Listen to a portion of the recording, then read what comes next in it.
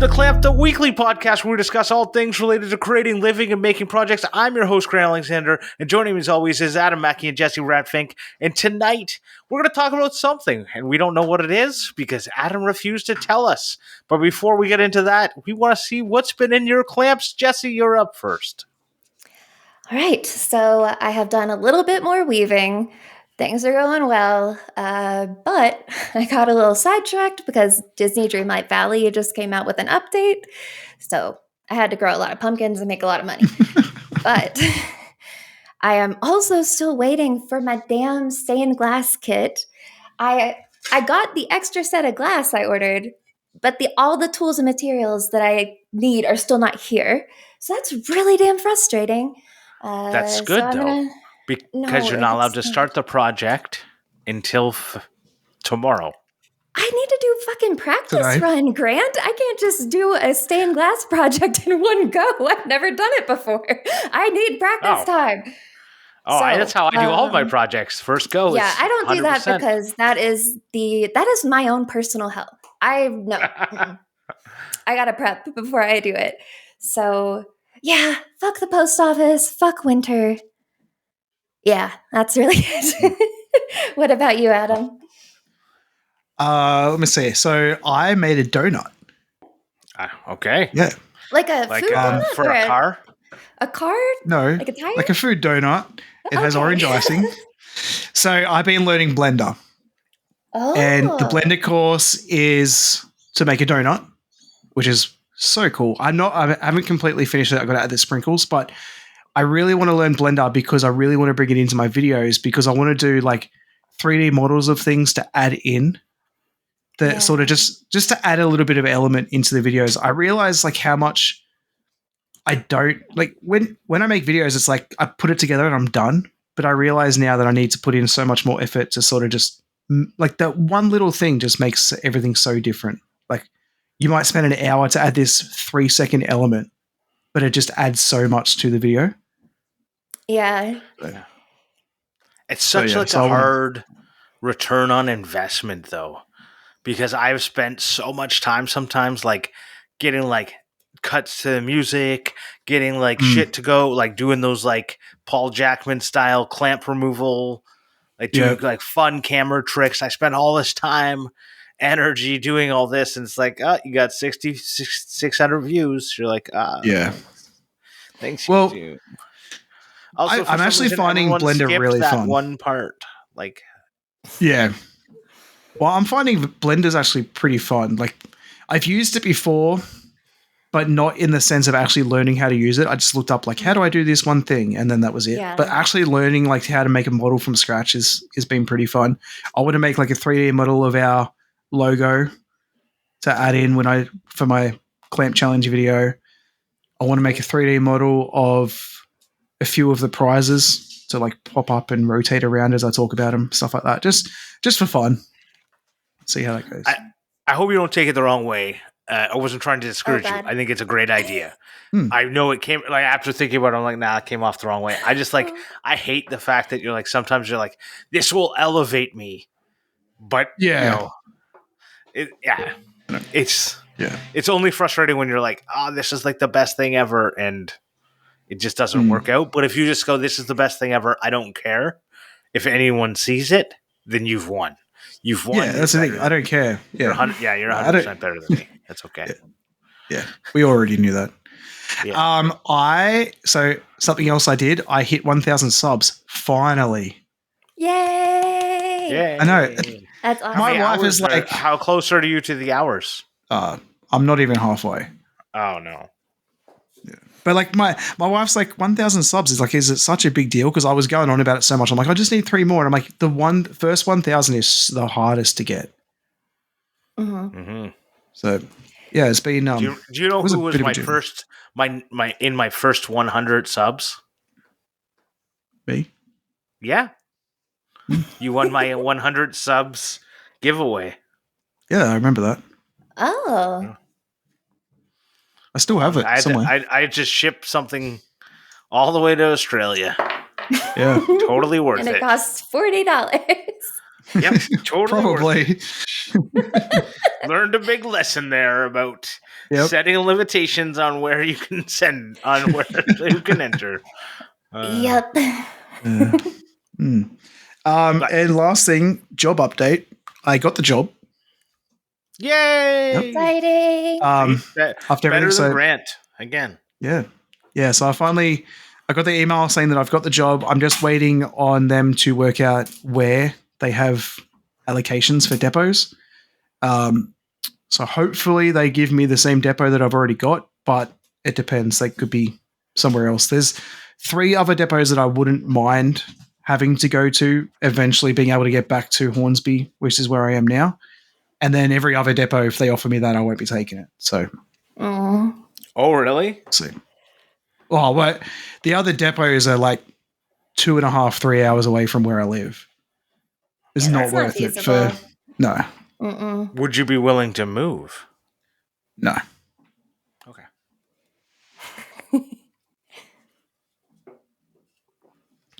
What about you, Grant? Oh, I thought you guys would never ask. I have been removing tile in my laundry room. So I went to do some laundry, and I noticed one of the tiles was loose. And so all of a sudden I removed all the tiles. That's because that's how my brain works. Fair enough. You just fucking removed them without anything to replace it. You were just like, I'll just get this out of the way. Yep. Well, because oh god, yeah, I can't do that. like I just went back down to the cement floor. Like, I don't understand when you look at like tile in a basement versus a cement floor in a basement in a laundry room. What's the difference? Yeah, I would actually say white, call it good. Right, like the well, eventually I'm going to put something next. I'm actually going to the room that I'm currently in is going to become the laundry room. It's going to be a laundry room, and I'm going to add a bathroom in here, and I'm going to move my office into what is the laundry room now, because the laundry room has a window and my office doesn't. And I'm like, that's nice. I should have done this in 2020 when I started working down here constantly, but I didn't. So anyways, that's where I want to do, and yeah. So, as I already messaged you, it took you how long for your bedroom? And how long is this tile thing going to take? Well, the tile thing's done. No, but they fixed the afterwards. The project is started, but it's not finished. Well, no, it depends on what you call the project. The project of removing the tile started and finished. Okay, but the replacement of that tile or moving your office or whatever. So here's the problem is, and if you listen to the early Working Hands podcast, you would have heard Chad from Chad's Custom Creations talking about like why he epoxied his toilet back together. And it basically comes down to, as soon as you start removing shit, especially on an older house, like mine's built in 1970, it's not a spring chicken anymore. Every time I start doing something, I'm like, oh, fuck, I gotta do another thing. So as I was like removing the tiles, I was looking at the drain, which you don't like the emergency drain for the laundry room, if in case there is a a laundry spill that just it's got a drain in the floor. So I was looking at that and I was like, holy shit, this thing is rusty AF. And the people before had just like put it like siliconed an O-ring in place so it had a nice looking cover, so that the O-ring kind of like held the cover. And I never really thought about anything because, like, how often do you care about your emergency drain, right? Never. Anyways, if I turn it into the office, I could like either just like put another cover on it and not think about it, but that sounds like the wrong thing to do. Or I could dig out the concrete and plug that hole, because it's not going to need to be an emergency drain anymore, and it looks like it's cast iron, so I'll just like get until there's no more rust. Which, how fucking big is that? How far do I have to go until there's no more rust? Which is probably forever. And yeah, so this is where I'm going. I'll tell you what you do. You put something over the top of it and then just epoxy floor the whole thing over the top. Right. So there's people who do that, and there's horror stories on the internet of that happening. Because what happens is eventually the rusts all the way through, And now you have sewer gas coming in. Oh, delicious. That's not fun. Didn't think about that. Okay, gross. Yeah. I didn't think about that part. Yeah, so what you need to do is like replace it with a cap. But you got to like cut it all the way out until you can get to a point where you can cap it off. So the other thing is, in this room, I'm going to be putting in a bathroom, and that involves also tearing up the concrete floor to put in a drain and all that fun stuff. I've got it all like planned out, and everything's going to work out. And the main line is like in this right behind me. If you're watching on YouTube, this weird shaped BS behind me is like the main line for the house. So it's going to be nice and easy. And this spot behind me with a desk is going to be where the washer and dryer is going to go. It's going to work out great. There's going to be a laundry tub, a big giant laundry tub for if my wife ever wants to wash a dog. It's going to be a nice big stainless steel. It's going to go right here. It's going to be a great little room where it doesn't matter if it's light out. But the other problem is my phone reception in my office is shit. So I used to, when I first started working in here, I had a hole in the ceiling, and I would just put my phone in the ceiling to have calls, and that was fine. Like it had the little wire. Wow. I would just have the phone in the ceiling, like whatever. But then I one day was doing some drywall work, and I was like, hey, you know what would be a really great idea? Like patch that hole in the ceiling because I'm doing drywall work anyways. Like you already got all the tools out. Why not do it? So as soon as I did that, now I can't make phone calls in my office half the time. If there's like a little bit of a drizzle out or any type of like bad weather, it's like, nah, you can't. So I have to go. I now half my phone calls I do in my laundry room, standing on like and writing notes on my washer dryer. Wow. Like that's where I take my phone calls, and I put my phone up in the windowsill. So I'd like to like stop that. I'd like to my personal phone has no problem at all in my office. I talk on the phone all the time on my personal phone, but the work phone is a shitty phone because I work for the government. Sounds like it. Oh. So what one day? How long is it going to take? I think was your question, Adam. Yes. It's going to take for fucking ever. So I have a bit of a conundrum, right? So this is, for those watching on YouTube, this is my work keys. We get this massive key ring with all these keys. And then we also get this thing called a bell plug. Where's my camera? There. Bell plug. And what this is, you screw it into the train, which gives the train, it sort of finishes the electric current so that we can, it's essentially putting in a key, right? But we just get it separate. There's no way to attach it on your keys. So what I did is I got a wing nut that fits it, drilled a hole in it, put a keychain on it, and then I can screw it in. Right? Great. Yeah. There's a guy at work who sells bell plug holders, which he makes on, I'm assuming, a lathe, like what High Caliber would make or whatever, and that goes on your keys. But so like the wing nut works fine. But I was thinking, could I get nut certs, like the melt-in nut certs for 3D printing? Yeah. Right?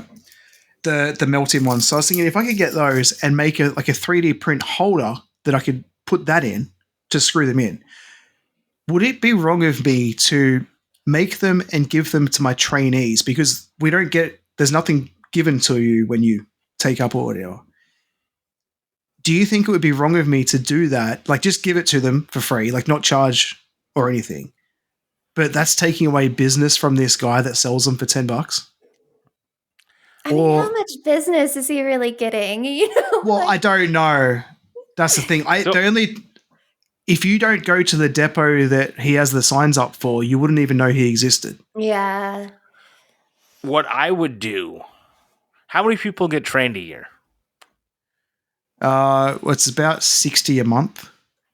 But I wouldn't have all those people, but yeah. Oh, how many people would you be training a year? Oh no, probably 10 to 15. Why not just? Oh wait, no, per year. I'd say 10 to 15 a month. 10 to 15, okay, a month. That's a lot. Like it's like I would work something out with the buddy and say, hey, I don't know who he is. Oh, you don't know We have 5,000 employees. I don't know who he is. This is where I'm thinking, right, is that one, my 3D printed thing, if they want to upgrade to his full metal version, they could pay the $10, or they might not even want it or whatever. But I thought I would give them the wing nut. No, that's more effort. Is it? Yeah. You drill a hole in a wing nut? Yeah, but like the wing nuts, that wing nut I think was like 70 cents or something. I could 3D print it for heaps cheaper. Not with the 3D melted insert. Yeah. I bought 100 inserts off AliExpress for $1.20. Go look for wing nuts off AliExpress. Yeah. Okay, now Adam, I think you should just 3D print it and give it to him because I think that's very nice. Like, it's very considerate. Yeah. So I say you go for it and not overcomplicate it and not worry about ruining a very tiny business. It's not. So the only reason why I'm against the 3D printing and I say just do the wing nut thing instead is because I don't trust 3D prints. I don't trust melt-in shit. I don't want to use like one of the people to lose your shit because like the 3D print broke. Well, this is the thing, right? So these build plugs are the only thing on our key set which isn't like you can just go get another one. You just go to the store or you sign on and just say, hey, I need a bell plug. And they just give you one, like a whistle.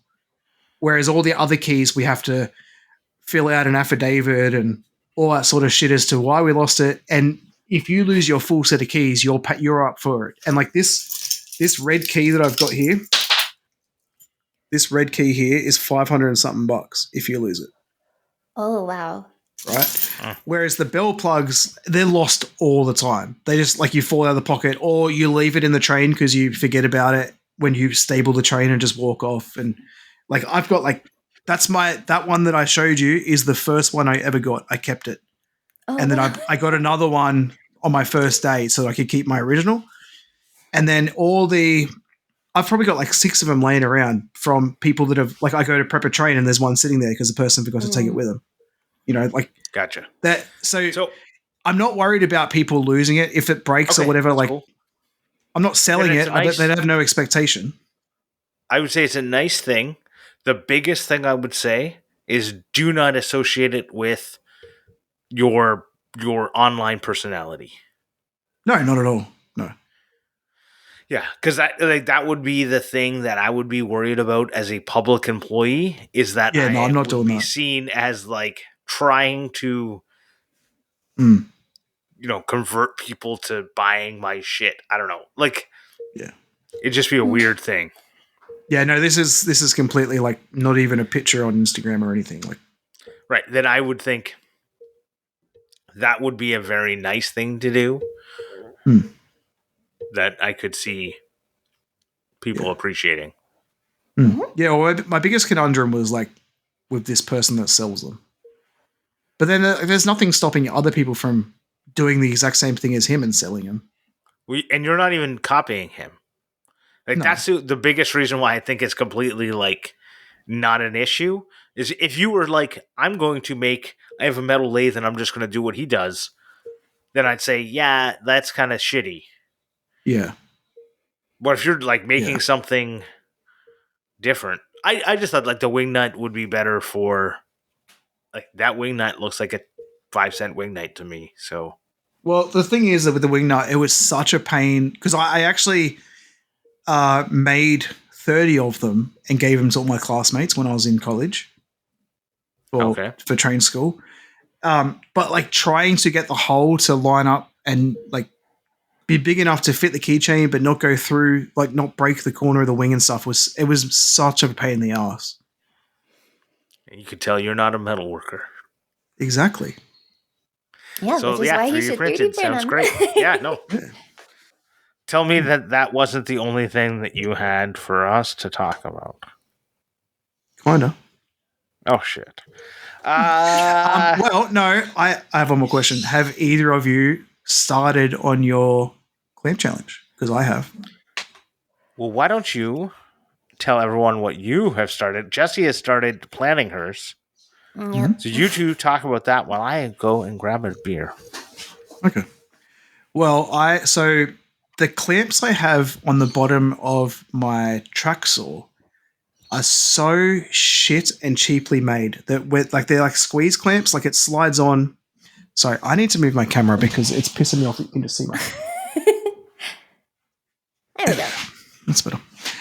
So the clamp itself, I'm not getting it, is like a squeeze clamp that like sort of slides into the bottom of the track and then you squeeze it. Well, the handle keeps going too far and then like it locks, like it skips where it sort of pivots on and it locks itself closed and I've got to unscrew the whole clamp, pull the handle part off and like fix it. So what I want to do is replace that whole part with a 3D printed cam lock. So like it doesn't need to be that tight. So that my clamp challenge is going to be like the fixing that issue. Are you going to finish it this year? Yes, I am. Awesome. The only thing that's going to stop me is I'm having issues with my printer at the moment, but it'll be fixed ASAP. I've got a direct drive coming for the printer. If another part breaks on my Ender 3, I'm making the same reel that Chris Powell made, where he takes his 3D printer and throws it in the garbage. Oh, yeah. I haven't had like a lot of problems, but I've had like, nozzles get clogged. Like that's that is seen as a maintenance item, it's not like a break or anything. But every once in a while, I'm just like, is it the belts? Do they need to be tightened? Do I need to fiddle around with this shit? I don't know. I haven't tightened my belts ever. Yeah. Nope. It shows. No, I don't know. I don't know what that means. But exactly. I've every time I've looked to like tighten my belts, I'm like, nah, they're pretty fucking tight, guys. Like I just don't know. But it definitely, like, I had something that was my fault. I fucked something up. And I'm like, fuck, now I have to buy like a $20 part. But I like pried at something I shouldn't have pried at. And it just gets like frustrating that I'm like, it's not the printer's fault. It's mine. So I don't trust myself getting a more expensive, better printer because I am not good at this like, I know I'm not delicate. Yeah, I was about to say, you're using too much force. I've been having an issue where I don't know exactly what's happening. I feel like it's something wrong with my hot end, but like the filament doesn't seem to want to come out properly and clogged. It was clogged in the actual hot end and I had to clean it out. And then as I try to remove the filament, it gets stuck in the tube. Yeah. And then you might need a new tube, honestly. It could be. Well, I replaced the tube and it did the same thing. Oh no! So I don't know if it's a hot end issue or what, but when I was trying to clean out the hot end, I could see all filaments stuck in there and I couldn't get it out. So I was like, I'm just going to buy a new hot end. They're not that expensive. Yeah. And I was looking and like, it was like $40 for a hot end, an actual Creality one, plus $10 for shipping, or I could get a full direct drive setup with the upgraded Spider high temp hot end for $77 and free delivery. Oh wow! I was like, okay, well, I'm going to pay the extra $17 or whatever it was. Yeah. So when that arrives, hopefully it'll fix all my issues. Yeah, hopefully. That's always frustrating. Yeah. I bought Corey had bought the Bamboo Labs and he's been having nothing but problems with his. And he's the only person when I like when it came out and they shipped them to like every single influencer, I was like, I'm just waiting for it to be like go to shit in a, hell in a handbasket. And it didn't. And until Corey, I had not heard a single person have a single problem with it. Yeah, and I was obviously there's going to be people that get a lemon, but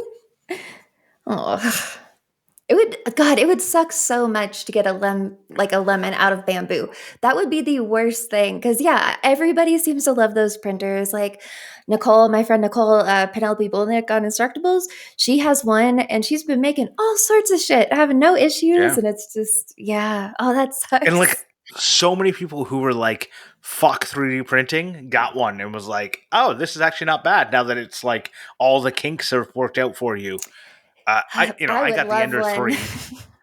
and I think it works fine. I don't feel like it's not fiddly or anything. Like the only times anything happens is like I am fucking around because I can't leave well enough alone and I fuck something up. Like that is the only time I have a problem, right? Like I'm like, oh, what does this do? Ooh, oops, I pulled out a bunch of wires. That's probably not good.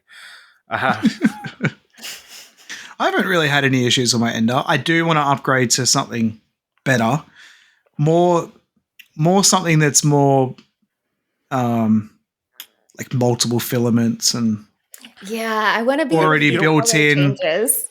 Yeah, built-in BL Touch, all that sort of stuff. Like something where I don't have to have all these add-ons. I'll say I got the BL Touch with the printer, so I couldn't see fiddling around leveling like at all. Like I would never I could understand anyone saying 3D printing sucks when you have to like scrape a paper across the thing. Yeah, I did that for months, thank you. And I hated it, and I never got any better at it. It never worked any better. Like it just was miserable the whole time.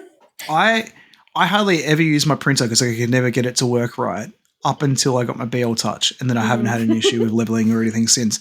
My stepdad, he got a 3D printer. He got the one up, so it's still an Ender 3, but I've got the V2. He's got the one with the different screen. The Pro, maybe? It's got a different screen. Maybe? Yeah, I'm not sure. But he has a nothing but issues, and I'm like, you need to get a BL Touch. Yeah. And like he's like, oh yeah, maybe, and I'm like, no, seriously, it'll save you so much frustration and effort. Like an hour of fiddling with it and failed prints and all of that shit. Like it just works the first time. I love it. And anytime I have a failed print, what I do is I do a level and try again, and 90% of the time that works. And there was only one time it didn't work, and it was in the middle of the winter, and the furnace kept kicking on and off, and it's like right by the furnace, and there was like causing a draft, and I lost like 10 prints in a row, and I was about ready to like throw it in the garbage, and then I put like a box in front of it to like stop the draft, and I printed no problem after that. Yeah. I just had that exact same shit. Our 3D printer is next to the sliding door that goes out back. And I think just the temperature fluctuations. So I lost a print 8 hours in. Oh, no. It really fucking sucked. I was printing off a yarn bowl. Since I'm doing weaving now, it'd be really nice to have a yarn bowl. And it almost got to the cutout in the yarn bowl for the yarn to come out, and then it failed. That was so sad. I just remember Dean Duplantis would talk about like he would go and check on his prints, and he could see the layer lines of the times he opened the door. Oh, wow. Oh, wow. Right. So like if you looked at, like he said, like if you look at my print, you can like, if you were to like extrapolate when this was, that's when I came in. That's when I walked by. Right. Because it just like dried like, and that's where enclosures matter. But enclosures like can be problematic with certain printers because they can overheat. Blah, blah, blah, blah. I don't know. Fucking 3D printing. All I gotta say is, if someone wants to give me a bamboo, I wish I was like a bigger creator when bamboo was throwing those to every single person in the world. And I hope they come up with something new when they say, "Hey, Grant, you want one?" I'll say, "Fuck yes, I do," and that'll be the end of that. But so Jessy, what have you explained your challenge? I know you've talked to us about it. Oh no, I don't think I have on the show. So I have wanted to do stained glass for pretty much my whole life, but have always just kind of put it off. And so I figured, why the hell not? Try something new, because I'm obviously a little sick of embroidery. So I ordered a giant, like, beginner's stained glass kit along with 10 extra pieces of glass. So I have at least some stuff to do a couple. And the idea right now is that I want to do maybe a 4x6, 5x7 piece of stained glass art that has a little spring clamp in the middle and looks very medieval and bold and weird. So I think it's going to work. But the issue is that, I mean, I've never done stained glass, and I know that cutting curves is like the hardest, and I'm a little nervous for that. So my original design might not work out. Like, I really have no idea. So yeah, we're going to try the way I drew it up. and maybe it works, maybe it doesn't, but I'll learn something, I guess. So that's good. But I don't know. Really the big idea for this is that maybe I'm going to like this enough that I will start doing stained glass art, because I mean, I would love to have a house full of like windows of stained glass art. So we'll see. Nice. So a channel you might like, and just looked them up, and they haven't posted in a couple years, and but they did some fun stuff with stained glass. It's called Video Game Glass, and they used to, a long time ago when I was starting out, they were also starting out their channel, and we would comment on each other's videos the same way I found Adam, but they made a whole bunch of different stained glass video game themed stained glass stuff. Nice. And they have some, decent stuff. Okay, so and what is their name? Oh, I found it finally. God, it was hard to find them when I typed it in. Okay. Yeah, Video Game Glass. We'll have for people who want to actually find this. When we mention someone on this podcast, we put a link, or at least their at sign, depending on how many, because sometimes we run out of characters on how big a description could be. We put a link to their stuff, and so go find it. But you can look for that in the show notes. Yeah, I like this. They have the Skyrim like logo, the dragon one. That's fucking awesome. They have the little leaf from Animal Crossing. Like, yeah, I'll have to look into them. I have been watching Sunbear Glasscraft, I think, to learn. Let me make sure. I haven't seen their videos, so I don't know if they're any good or whatever. But 266 subscribers off 50 videos of what looks like really good thumbnails is way too low. I know, and this is obviously why the person probably stopped, because I think the problem was like a super niche stained glass video game. Like, it was obviously a very niche market that they were going for, where they took their two hobbies and combined them together. But they had some, I remember watching a bunch of their videos, and it was like some really good stuff. And I can't even, they even did Among Us, and it didn't. They got 99 views. Like, I don't understand. I remember watching that one. It was good. So it's just don't like stained glass. People don't like stained glass, I guess. Well, I guess video gamers maybe are not as excited because their windows are shut. 100 years too late. Yeah. Yeah, 100 years too late. So yeah, I was right. The lady that I have been watching, the YouTube handle is Sunbear Glasscraft. Her name is Rachel, and she's awesome. She hasn't made a lot of videos recently, but she did a ton of like how-tos a few years ago, and I found those really helpful to sort of understand the process, because she doesn't use all of the tools that a lot of the bigger people use. Like, I don't have a grinder. I have a stone. Like, I'm doing this very janky, so it's like, I just need the basics and I'll figure out the rest. That is the best way to start a hobby. And a lot of people get, like, tool buying is fun. Yep. Material buying is fun. No. Hobby collecting is fun. Yeah. I have zero idea what I want to do. I have a backup plan, which is like a clamp light for my lathe. And I want to get like a vintage desk lamp with like one of those like necks that you can put anyway. And I want to take one of those and like take the base off of it and attach it to something that I can clamp anywhere and put it on my lathe or my wherever else I want to clamp it to. But that would be nice. That is like, I've done it basically already with just like screwing a C-clamp to a shitty lamp, but it's like, I want to make it nice. Yeah. My original plan was to make heaps of like camera clamps.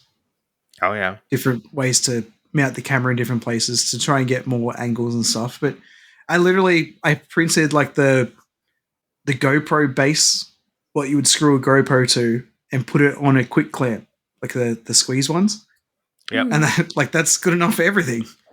Yep. Do I really need to make all these different jigs and everything? No.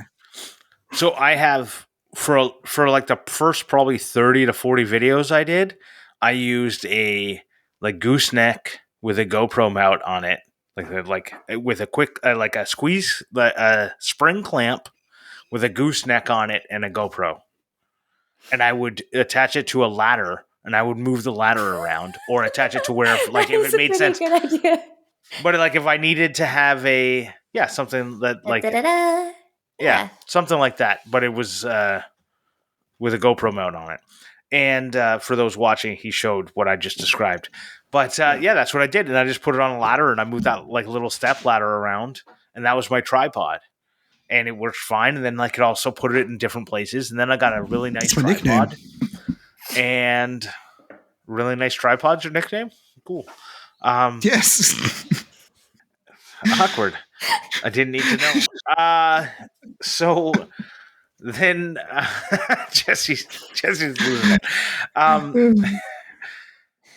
I actually found that I got less creative with my like camera placement when I had a tripod. Yeah. Yeah, I can understand that. Once I set a tripod up, I'm not moving that shit. I move it around a lot, but it limits you because you're not like it's connected to it. The thing it needs a certain spread of things. Like I'd really like to do a gantry system on the ceiling. High Caliber Craftsman has one, but I used it at High Caliber Camp, and with the GoPro, it didn't have quite enough weight. And after like 5 minutes, it was still fucking rocking. It didn't look like it, but on the footage, holy shit! Like it was Oh no. Like I'd filmed like 10 minutes of shit that was unusable. No, just be careful. So we've been talking about the clamp challenge. For those of you who don't know what that is, I'm going to explain it right now. The clamp challenge for 2024 is make a project that involves a clamp or many clamps. Maybe more clamps you use, the more votes you get. I don't know. But you can never have enough. Turn that clamp into something functional, artistic, or just plain fun. You'll have a chance to win great prizes. Now, this project has to be a new project, something that is completed between the start and end of the challenge. And we say completed, so you could have already started because you could have heard about it last week. But it needs to be posted between March 1st, 2024 and April 30th, 2024. So we will be recording next week's episode on Wednesday at 9 p.m. Eastern. Is that what time it is? Yeah, usually, yeah. Yes. So if you get any updates up on Instagram before then and use our hashtag, we will talk about you in the next episode. Yes. That's right. So if you want to do in-progress shots or put any entries, use the hashtag ClampChallenge2024. And if you post that to Instagram, make sure you tag us as well, at ClampCast, by the 30th of April for your chance to win. You can do, if you want to do progress updates, we really appreciate reels and posts or stories. The nice thing about reels and posts is that later when we want to talk about them on the show, we can still see them. If you do a story, great, wonderful. If I remember it, I will talk about it. I will try and write it down whenever I see them. But if I can't remember it, it's gone. What's the thing where you put a story in like the thing above you at the top of your thing? That's what I was about to say. I will add the stories to a Clamp 24 highlight. Can we? So, Can we do that? We can do that. Yes. I will make sure that we have a running highlight because I was just about to say like that's the only way to capture it, so we might as well. Yeah. Right. So we will do that if we remember, it'll be there. I will say posts and reels are guaranteed. They don't disappear. If Jessy is busy for 24 hours and doesn't see it, we can't add it. Sometimes at work, and then I feel like a shit human being when I'm like, oh no, I missed so-and-so's story. I don't know. It's upsetting. The worst part's when they message you like a month later and then you open their message and it says they tagged you in a story like a month ago, but you didn't ever respond. And you're just like, oh shit. Right. That has it's so frustrating. so many times. like I don't know what it is, but my different accounts, like the Clamp account and my personal or the Grant Alexander account, get things differently. Like when I get tagged for a little while, like I was getting tagged, like I would get them in my like the little like notifications thing, not a message. And I was like, I don't want them. I want them the message. I like the message. The message is wonderful. It comes up. It pops up. I can't get rid of it. Because when you're getting like hundreds and hundreds and hundreds of likes and comments in a day, you can be overwhelmed. Who's better than me now? Depends on what you're talking about. Tripod. So if you want to know what you can win things from a set of screwdrivers with the ratcheting thing from Chapman Manufacturing, which, by the way, if you use CLAMP24, you can save on their master set. It's the 5575 set on their website. CLAMP24 saves you 15%. CLAMP15 would have been great too, but CLAMP24 is apparently the code that we're using. Housemade Industrial is also donated, and they're going to be sending in, if it works out, they're going to be sending in a spoon kit in a swage block. It's something that, if you've been listening to the Work For It podcast, he's been talking a lot about, making these little kits that have everything you need to make your own copper scoop. Not spoon, scoop, because you don't want to use copper and particularly acidic stuff because you can give yourself copper poisoning. So if you have a copper spoon and you eat tomato soup, you can die. You can die? You know. Yeah, copper poisoning is a thing, but only from acidic stuff. Oh, but I thought you required a lot more. Okay, I'm going to have to look this up. That's crazy. Okay, so this is the thing. Like, everything is like, if you eat, like, there are people that, like, dye themselves blue from taking silver nitrite or whatever it is because they do it so much.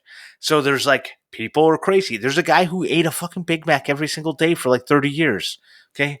There's crazy people. This is why I know, but Grant, I am asking, if I do that once, will someone die?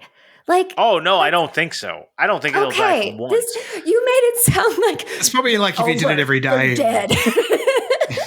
No. It's because, like, your pipes are copper, right? And there's going to be, like, acidic, and that's right, why I was sitting here going. And also, copper is like a natural anti, like, bacterial growth thing. So they actually, like, during the plagues, the people who worked in copper survived better than people who worked in other industries. But they, like, there's like with everything, there's risks and pluses and minuses. Don't at me, because I know Brian got a whole bunch of people complain, like, oh, they'll die if they do it. Yeah, don't at me. And the other thing, we got a new sponsor at the Grant Alexander. Yeah, do it at the Grant Alexander. That's a different guy. I'm the _Grant_. Oh no, don't do that. The other thing, we got another sponsor. IsoTunes has signed up to be a sponsor for the Clamp Challenge. They will be giving the winner anything off their website, one prize off their website. So that's a wonderful thing. I love my IsoTunes. Yes, specify one thing off their website. You say anything off their website, like you just go on a shopping spree. No. Any one thing off their website. Any one thing, yes. Yeah. Be careful with these fine prints. Well, like, the thing is, like, when you go, like, the whole, we'll figure it out. You got questions, we got answers. DM us, at me, or whatever. We'll figure it out. But I will say, the reason why I think this is great is because some people like over-ear. Some people like in-ear, right? And in the last Clamp Challenge we did, the inner ones, and I don't know. I don't like them. They just pop out of my ears. My ears are designed like convex. No, what's that? I don't know. They're designed in a way that everything pops out. Like, they're like a funnel, right? They does not pop. You cannot get stuff to stay in my ears. It's really frustrating. Because people, no, you're not doing it right. I'm like, no, I'm fucking doing it right. I get, like, those stupid little, like, foam earplugs, and as I'm talking, they just fall out of my ears. And people are like, you just didn't put it in right. I'm like, I use Q-tips. I know how far I can go. I got all the way there, right? I can feel it. I got all the way there. It pops out. Anyways, love my isotunes. What I love about the isotunes, and hopefully they're listening, is they have designed something that doesn't have multi-function buttons. I fucking hate multi-function buttons. A button should do one thing, and that's all it should do. It shouldn't be like, hold this for 1 second, it does this. Hold it for 3, it does this. Hold it for 7, it does this. No. Right? It shouldn't be like double tap it for this. No, it should be one. The button does one thing, and I love that. I want to turn them off. I press the off button. It turns off. On the ones I'm currently wearing, which are not isotunes, the isotunes are in the garage for when I am working with loud tools.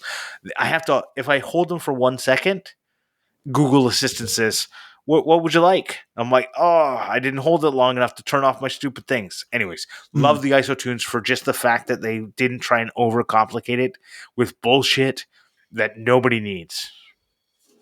I don't have isotunes and I don't know how they work, but I will say one thing that I feature. So I've got these Bose in-ear headphones, and in the case is the Bluetooth pair button. If I tap on that, so I can go onto the Bose app and I can add in all the devices I have. So if I tap on that, I can easily switch between like connect to my phone, connect to my laptop, connect to my iPad, whatever I want to change it to, right? It is amazing. I've got a pair of Sony over-ear headphones that I keep in my work bag that I use all the time. Doesn't have that feature. I have to literally hold the buttons and put it into pairing mode. If I want to swap from listening on my phone to watching something on my iPad, I have to turn them off and then turn them back on and hold the button until it goes into pairing mode, then go into settings on the iPad. And so companies that are making headphones, if you can add in this feature to switch between devices, it is amazing. That I don't know if I think isotunes might have that because they got a little button for Bluetooth or whatever, but I don't know. I've only ever connected to my phone. I do connect these headphones between my laptop and my phone. Yeah. It's really frustrating where I will go to walk the dog and it's last connected to the laptop. So I have to get like 100 feet from my house before it's like, I'm not connected anymore. And I'm like, Jesus Christ, can you how did you think I wanted to do that still? Anyways. Yeah. I will say what I have found is that you can, if you have both things available, you can disconnect from one. So I just turn the Bluetooth. But it's so much it's just so much more effort than just pushing a button to say switch to this. Because I switch in the garage between my phone and my TV a lot. Yeah. And trying it's just such a pain in the ass. Well, if isotunes wants to send you ones, if they do that, then you can tell your 1,000 subscribers how great they are. Yeah. Just saying, isotunes. Just saying. I want to thank our Patreon supporters. Especially want to thank the F-Clamp level ones, Scott from Daddy Yourself, Joe Herdina, David Wood from DW Wood Builds, Brad from I'm Gonna Make, and Chad from Chad's Custom Creations. I want to thank all of those guys and everyone else who supports us on Patreon. If you want to support us, you can go to patreon.com/clamp. This is the way that we are able to fund the one last prize for Clamp Challenge that I forgot to mention, which is everyone is going to be getting a merch bundle of merch from t-shirts from all three of us, plus a Clamp t-shirt of your choosing. And that will be one of the last prizes for the Clamp Challenge. Why did you say everyone gets one? I was about to say. What? You said everyone gets a merch pack. Oh, I didn't. No, I didn't say that. The winner gets a t-shirt from everyone. Don't replay that audio. Yes. I will just re-say it, and I'll say anyone who wins gets one. Yes. Everyone who wins, which there's only going to be one winner, gets one. Yes. I meant to say one of each shirts and a Clamp shirt. Yeah. Yes. Every one of us. You get a shirt from every one of us. I knew that's what you meant, but the way you worded it was anyone that enters gets a merch pack. No. Hey, we don't want to go broke. Hey, you know what? If we get 10 new Patreon supporters this month, we will do that. that everyone who enters gets 10 top and tiers. I will personally fund it if we cannot make it out of the Patreon supporters. If we get 10 new Patreon supporters in the month of March, I will personally fund every single Clamp Challenge getting a merch pack. Nice. Fancy. There you go. Now, time for CLAMPmendations. CLAMPmendations. I think I've said this CLAMPmendation before, but this guy has popped up on my Facebook Reels, and I think his content is great. One, for Facebook Reels, as being like an engaging thing, but also just like he seems to have a really positive attitude, and it's always nice to have someone who has a positive attitude pop up inside. So in the links, it's going to be a link to the first time I ever saw this guy. He did a 7-minute long freestyle rap walking down the line of a I don't know, they were standing in line for something, and he just like freestyle raps about what those people are doing, what they're wearing. But now he does like these reels, and they might be like longer YouTube videos where he is on like a chat Meagle roulette thing where he asks people for 3 to 5 words and then does a freestyle rap based on those words. And he is really good at doing that. I'm pretty sure he's been my CLAMPmendation before because he is so good. He does Omegle. So he goes on Omegle, asks people for words, and like they give him the most random words. Like he's insane. Like, the stuff he comes up with on the spot, like it's insanity. Just straight off the dome. As he likes to say a lot. Now he does like have like, if you start watching it like one after the other, you'll hear like the pattern of what he says about himself. But he works in these words, and he just doesn't even work them in once. He like works them in like 3 or 4 different times in different contexts to and he like works in what the person's doing, what they're wearing, what they're doing, like how they're laughing at his things or not, or how they're like, it's just, and he's like super positive, it seems. I don't know. Like, he's not trying to put anyone down. He's not trying to do anything bad. It just made me feel good. He seems like a really good guy. Speaking of good guys, so my CLAMPmendation this week is going to be Blender Guru, who is the person I'm doing the donut course on, if you listen to what we've been working on.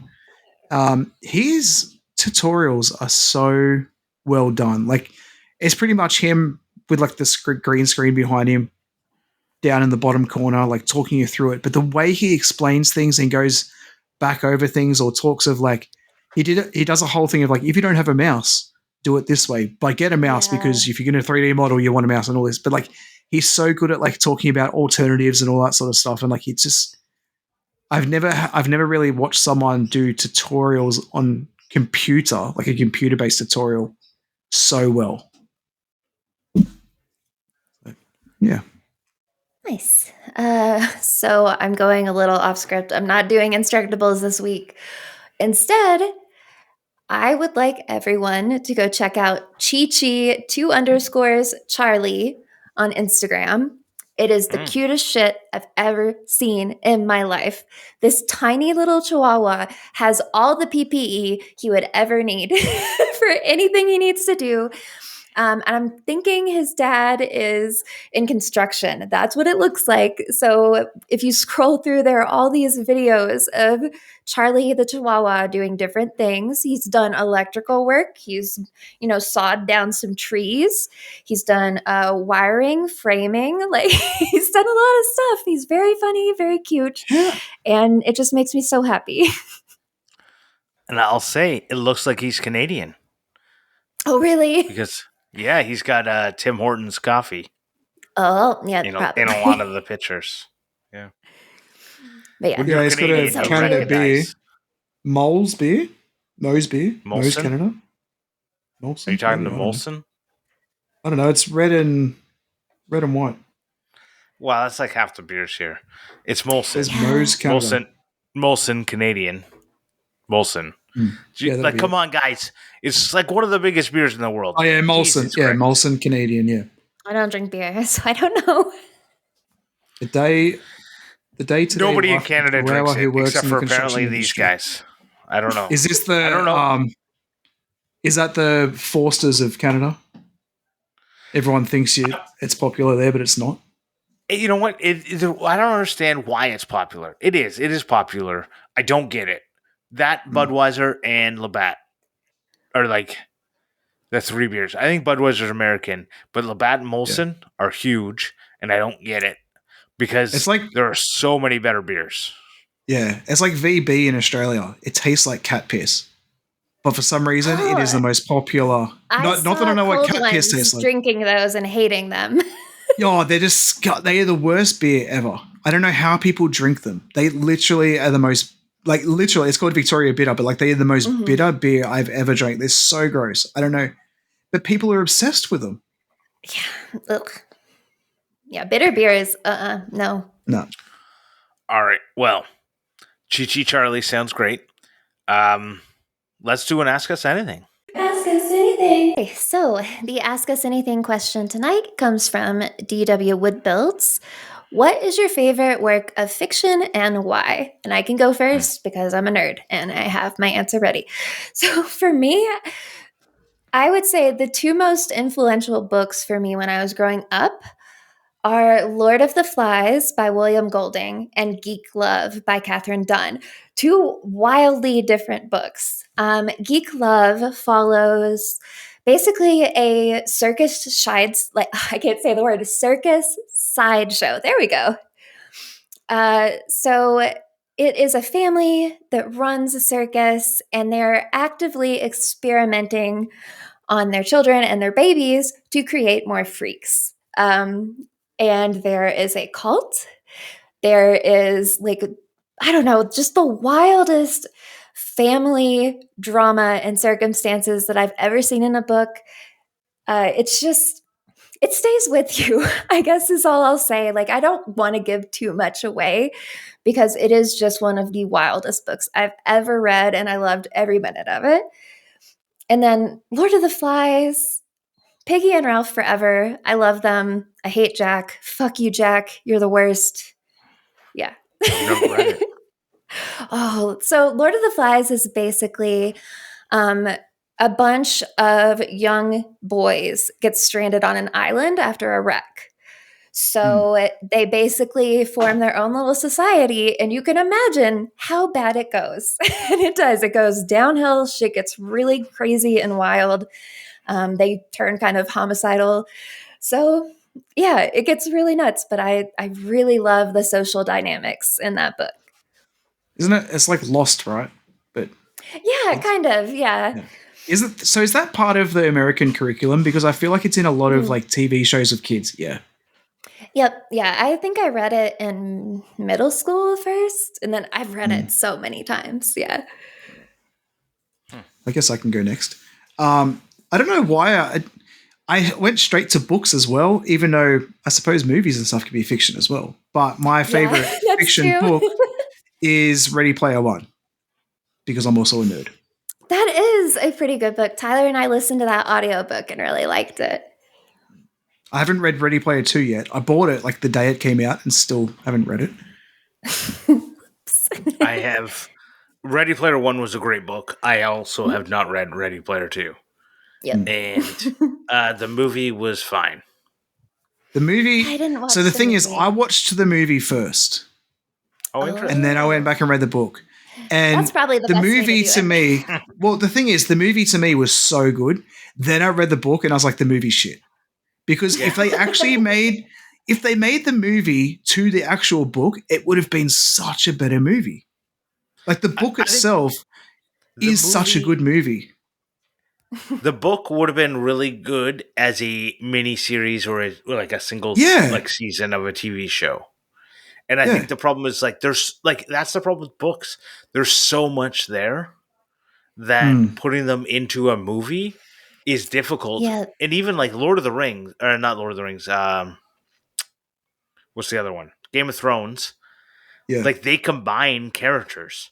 I'm like, Yep. and you're like Coming up 18 with shit. seasons or something, right? And they're like combining a bunch of characters into one character because as a TV show, they still don't have enough for it, right? Yeah. So I guess like, what's my favorite work of fiction? So when I first heard favorite work of fiction, I thought of a movie. Then I was like, then you guys started talking about books, and I was like, oh, maybe book is where I should go. It's really Yeah, now hard. I'm thinking about movies.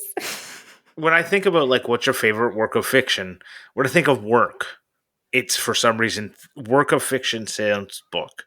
So if I want to go with book and not like a book I've read lots of times, I'm going to go with a book called Version 43. It is a sci-fi book about a robot that is sent to like deal with like a planet that's overrun, and every time he gets killed, his like memory resets and he like starts again. And he's Philip like Palmer. Yes. Philip Palmer. Front cover looks like some sort of robot chicken. Yeah, it does, eh? Yeah, I just really like the book because it's like, I don't like, obviously there's apparently like 43 versions of this guy, but it's like this weird like nature versus nurture almost argument of like, are you what you are because of what you've experienced, or are you not because this guy is able to like send sometimes when he gets killed he can send his memories back to the next version, but that doesn't like guarantee the personality traits, you know what I mean? So it's like a real interesting thing. Yeah, that's weird. I only remember this guy, like his name, just because I have heard random things about all of his books from all sorts of people, and I have just never tried it. And now I'm like, maybe I should. I really like the book. I've read it like a bunch of times. It's one of those books that you can like read multiple times. Like another book that if we're just like recommending random books, is John Dies at the End. Oh yeah, I haven't read that either. Yeah, or J-Date as they like to call it. Have you guys read those books where you like pick the story? Choose Your Own Adventure. Choose Your Own Adventure. Is that what it's called? Yeah. Yeah. I used to love those when I was a kid. Yeah. Well, the adventure I'm going to choose right now is to end this podcast. I want to thank TF Turning for the theme song. He did reach out to us. There is work in progress to get a Taylor Swift themed theme song on heavy metal forward. So if you want to hear that, let us know. If you don't want to hear that, go fuck yourself. Whatever. It's great saucy tonight. Watch out, everybody. Yeah, I want to. You should have heard him before we started recording. Yeah, also.